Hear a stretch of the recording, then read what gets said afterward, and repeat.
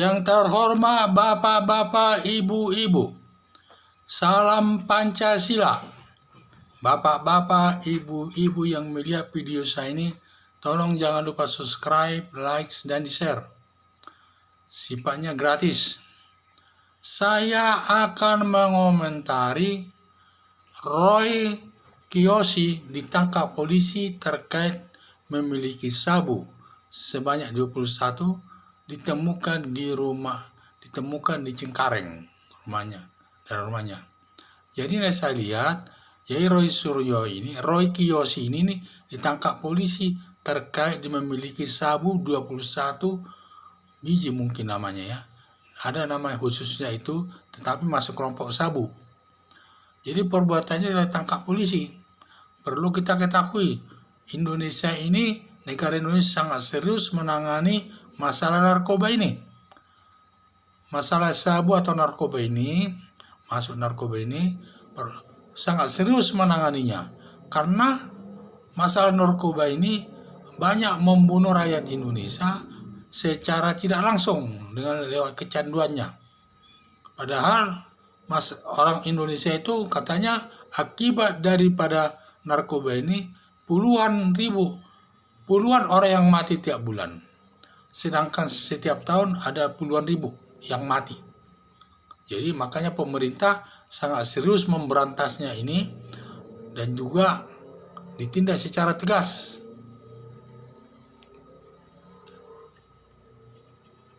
Jadi inilah rupanya Roy Kiyoshi ini masih tetap dia sebagai mengisap narkoba itu. Dan Roy Kiyoshi ini ada seorang pemain sinetron dan suka melihat nasib orang lain. Dia bisa menebak nasib orang lain.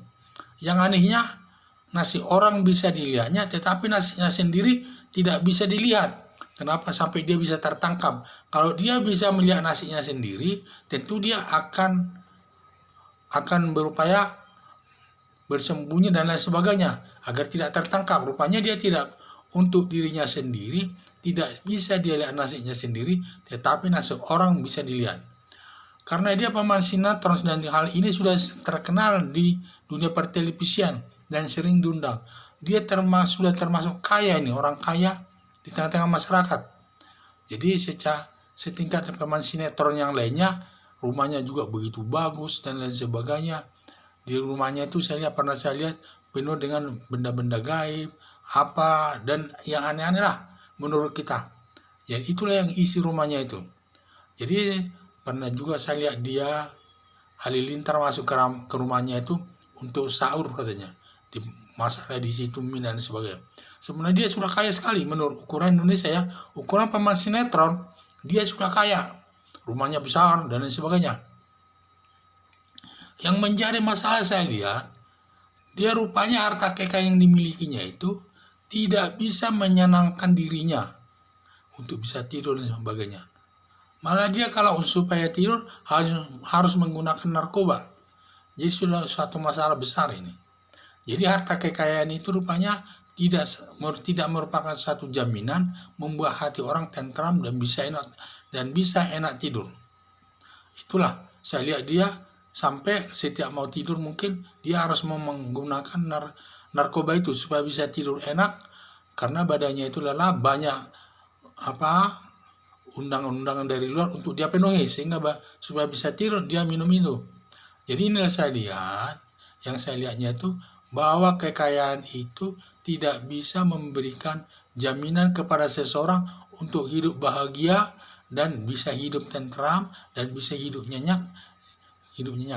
Padahal Indonesia sekarang ini dalam kondisi virus corona, di mana masyarakat akibat dari kebijakan pemerintah ini semua harus kebijakan social distancing, menerapkan PSBB, dan juga jangan keluar rumah kalau tidak terpaksa, yang berakibat masyarakat kecil kesulitan uang.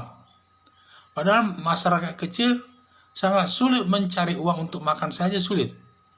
Padahal di satu sisi Roy Kiyoshi ini berlebihan uang sampai dia bisa membeli narkoba dengan harga mahal itu. Tidak harga murah itu narkoba itu, mahal harganya itu. Tetapi dia lakukan itu.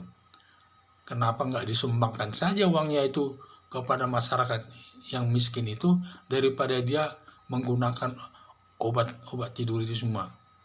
Dan itu sudah merusak dirinya sendiri, merusak, dan juga ancaman hukuman cukup berat. Seharusnya uang itu disumbangkan saja kepada masyarakat kecil kan lebih bagus daripada dia manfaatkan untuk membeli narkoba, hidup poya-poya, dan juga menimbulkan penyakit kecanduan atas dirinya sendiri. Inilah harapan kita sebenarnya untuk menghadapi narkoba ini, supaya orangnya itu benar-benar sehat. Kalau di masyarakat kelihatannya dia tidak bisa menghentikannya itu. Makanya Roy Kiyoshi ini ya ada baiknya juga ditangkap polisi dia. Kalau sudah di kantor polisi dia sudah terpaksa menghentikan tidak merokok daripada tidak menghisap narkoba itu lagi.